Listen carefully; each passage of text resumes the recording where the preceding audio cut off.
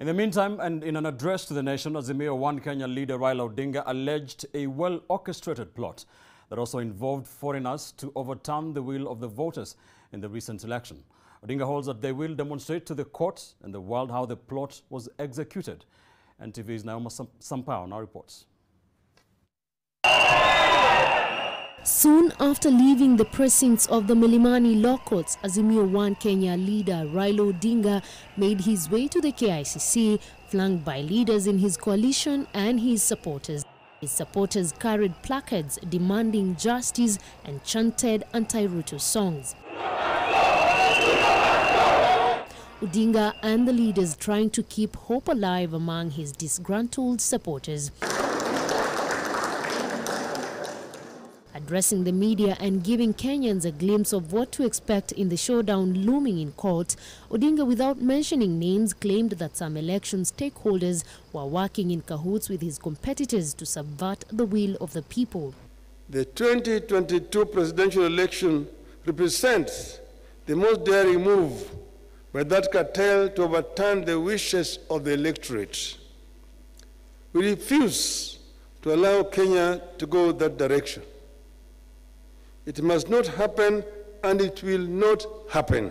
Odinga further claims that his competitors infiltrated the electoral system. This is a do-or-die battle for the corruption cartels who have everything to lose should the forces of democracy take over.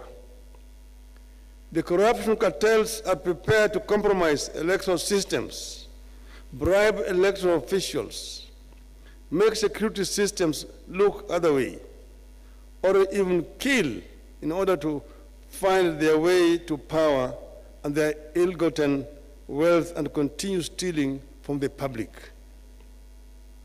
We believe this is what happened in this election. For the sake of Kenya's future, the corruption network must not only be stopped, it must also be crushed. In a thinly veiled attack on President-elect William Ruto, Odinga accused Ruto of plotting to stifle the country's democracy. His remarks follow a recent move by the president-elect to woo into his coalition 10 members of parliament elected on an independent ticket and the United Democratic Movement Party, which saw the coalition increase its numbers in the National Assembly, the Senate, and the Council of Governors. Slowly but steadily, these forces are killing our hard-won democracy and are trying to return Kenya into a one-party state in their own interests.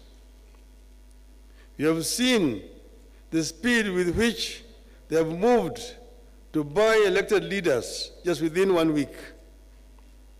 After being denied the numbers at lower levels elections, like members of the National Assembly, members of the county assemblies, and governors, these corruption cartels are working and buying leaders who have been elected on other parties' tickets to kill our democracy and also make the work of containing corruption at lower levels equally less effective. Odinga also pulled no punches in his attack on foreign leaders who have already sent out their congratulatory messages to President-elect William Ruto. Our supporters deserve the support of all our citizens and all the citizens and leaders of the world who believe in democracy, constitutionalism, and the rule of law.